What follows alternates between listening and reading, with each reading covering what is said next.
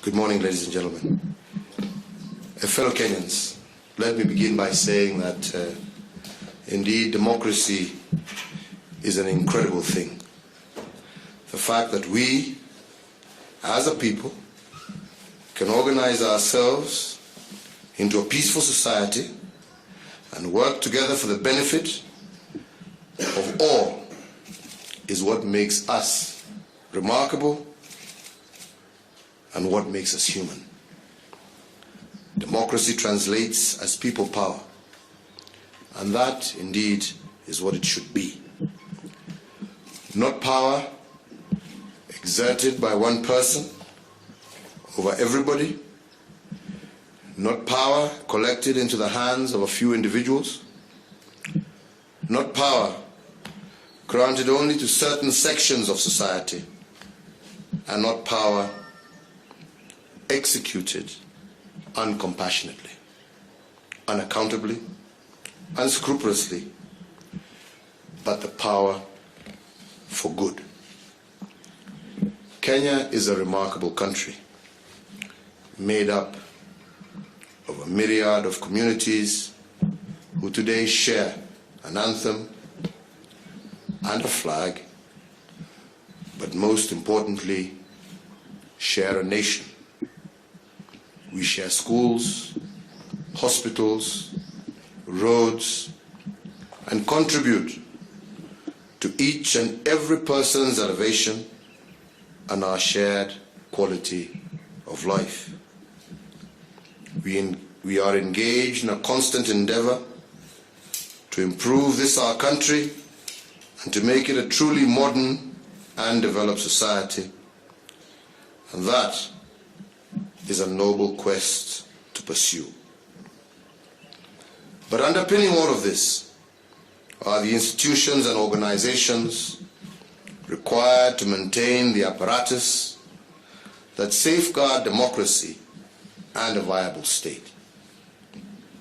Absence of strong institutions can only result into a failed state, an eventuality I shudder to contemplate, yet it is a reality that we have witnessed in our region.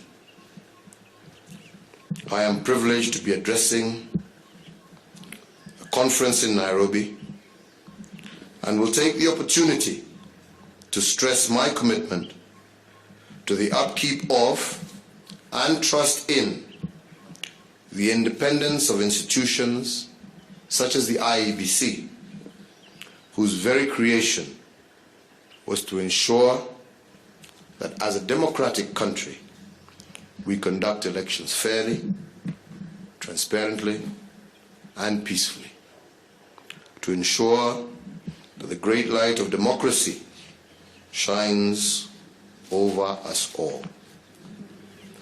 For the IEBC to be bolstered by the independence they need to maintain credibility and ensure vital public trusts, they must be given space to operate. We must not be chipping at its body with constant negative rhetoric that undermine its credibility in the court of public opinion. While their foremost obligation is to be accountable to the people of Kenya, they must not be harried by politicians or marred by partisan political warfare that taints their very foundations and respect. They need to be given not only the tools to carry out their duties, but the respect and, most importantly, our confidence to enable them to tell we politicians what is right and indeed what is wrong. Who has received more votes than the other? In our Constitution, they alone are granted the right to tally and announce results on behalf of the people whom they have been appointed to represent. And if we politicians are not satisfied with their verdict, then the Constitution of the state of Kenya has opened a door for a petition through our courts. To threaten these institutions malign them, or disrespect these established channels for recourse is to undermine the foundations that hold together our young and fragile country. The majority of Kenyans do not have another country to run to. Kenya is all they have. And we are in this ship together. Those who would rather break this ship into two or more pieces, in case they do not get elected, should refer to Scripture. When Solomon encountered the two women who both claimed to be mother of the baby, one woman insisted that the baby should be cut into two halves. Let me say that no politician should be allowed to insist that they have the country or else they destroy it. The IEBC we have today was newly formed to ensure public trust in their operations. The new IEBC should be blemish-free and be held in high esteem in the hearts of the electorate who they serve. It is legal but inappropriate when people in the political arena, whose very duty by public appointment is to uphold our freedom of choice and engender respect in the functions of our nation's governance, recklessly and selflessly engage the IEBC in endless political battles. It pains me to remember 2007, when as a result of the contested ballot, so many of our country men and women suffered violence, were displaced from their homes, and are still suffering from the mindless and tragic consequences of post-election violence.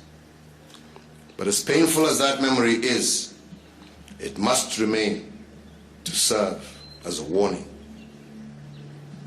It is the constant preaching of an ideology of hate premised on ethnicity or religion that creates the basis for suspicions that compel an otherwise normal person to turn against his neighbor, to kill or maim or chase away.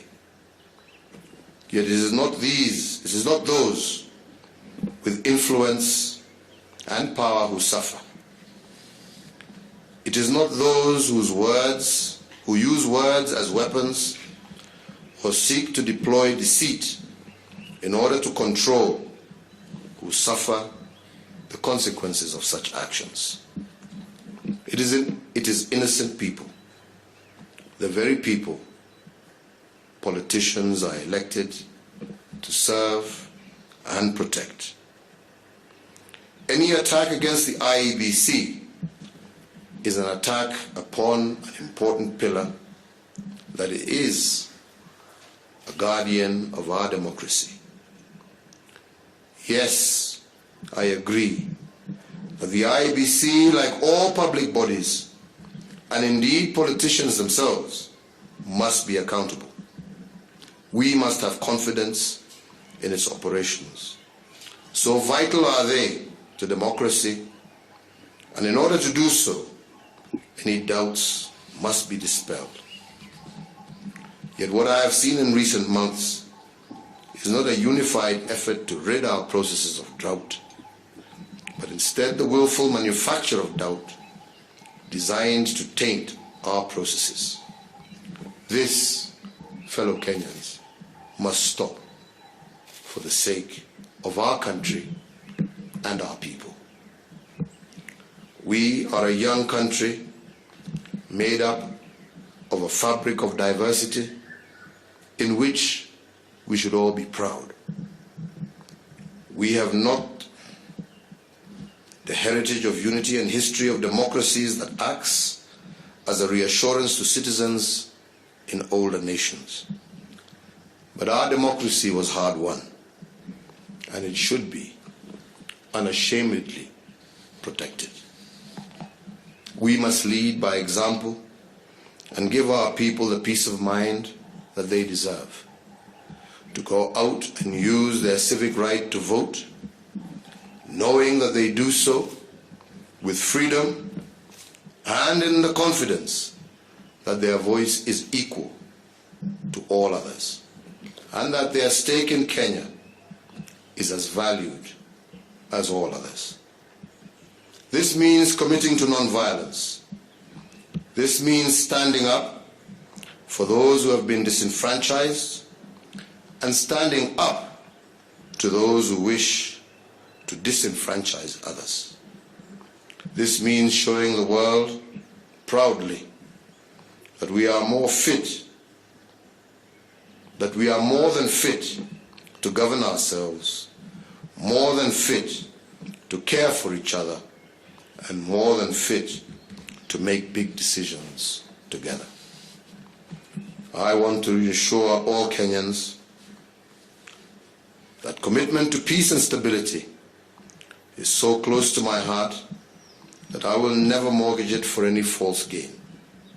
Because without peace and stability, we cannot grow and we cannot prosper. And each and every one of us suffers as a result. Without peace, we cannot have development. And without development, we cannot have peace. We must exhibit the maturity and skills to navigate this country through its challenges in peace for our sake, our children, and our children's children. We must secure our country, hand it on to the next generation so that they can build their futures upon the solid foundations of a free and democratic nation. Yet all around the world, so many people are denied that basic right. We, as a democratic nation, must not squander what millions dream to have. That means that if you, the people, tell me on August 8th that you want fresh leadership, I will humbly stand aside and ensure a respectful and peaceful transition of power. And I urge my successor to love and care for this great nation as I have tried to do. Ladies and gentlemen may recall that in 2002, when I lost the elections, I conceded long before the vote count was even completed. That action ensured a smooth transition. I am proud of that record of conceding, and I urge, or maybe even challenge, my competitors in this year's contest to pronounce themselves on this matter unequivocally. No buts. Just commit to ensure peace and accept the verdict of the majority of Kenyans. I did it, and I waited for 10 years for another chance, and here we are. I also urge all politicians contending for the highest honor of representing not just your constituency, but your people and your country to ponder the values such an individual should exhibit. I urge all contenders in this election to conduct themselves with the humility and decorum that public office not only demands of its actors, but desperately needs if we are to continue to grow as a nation. The mosaic of politicians that we will elect on August 8th must come together with one common goal: to help to deliver the best possible Kenya for all of us. We may represent different parties, but we are united on the same journey as architects of Kenya's future. It is our mutual responsibility to put disagreements to one side to embrace maturity of mind, propriety of conduct, and decency of heart, to respect each other's differences of opinion, and lend the mutual support we require to bring out the best in each other as individuals, and in so doing, bring out the best in our country. I want to thank all those who have agreed to participate at this important event in Nairobi, and I want to leave you with one final thought. Elections come and elections go. Kenya, God willing, will have many more presidents to come who will all want to leave a unique mark on our great nation's history. But we as citizens, neighbors, and friends all leave indelible prints on each other's lives each and every day. Do not let democracy be sacrificed, ignored, or abused. Do not let an election leave a mark on anybody's life that undermines, disrespects, or maims, or kills. Let this election be the most transparent, respected, and proudest that Kenya has ever seen, because that is the least that you all deserve, and that we owe to you, and that you all owe to each other. Unfortunately, due to unavoidable circumstances, I was unable to sign our commitment as a party to peaceful elections at this moment in time. But I do pledge to sign it as soon as I am back in Nairobi. Let me emphasize again that we, as Jubilee, are committed to free, fair, transparent, credible, and peaceful elections. I thank you for your attention. Thank you very much.